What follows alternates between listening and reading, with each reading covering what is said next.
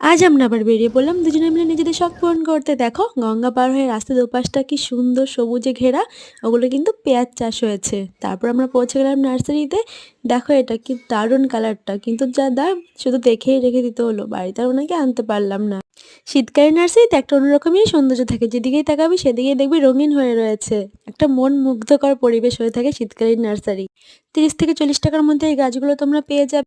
কি চাই তোমাদের, সব আছে, গাঁদা থেকে শুরু করে পিটুনিয়া যাই বলো সব পাবে। আমাদের মোটামুটি সবই আছে, শুধু একজনেরই কমতি ছিল, যেটা ছাড়া বাগান অসম্পূর্ণ। বলো তো সেটা কি? পৌঁছে গেলাম আমরা তার কাছে। এই দেখো এনার কথাই বলছিলাম, গোলাপ ছাড়া কি বাগান কখনো সম্পূর্ণ হতে পারে তোমরাই বলো। তাই এবারে গেছি শুধু গোলাপের খোঁজেই। কোনটা ছেড়ে যে কোনটা নেব সেটা ভাবতে ভাবতেই সময় কেটে যায়। অনেক কষ্ট করে মনকে বুঝিয়ে আমরা গাছ সিলেক্ট করি। কি করব, পকেটে পয়সাও নেই আর বাড়িতেও ঢুকতে দেবে না। এটার কিন্তু পার্ট 2 আসে। হ্যাঁ, থ্যাঙ্কস ফর ওয়াচিং।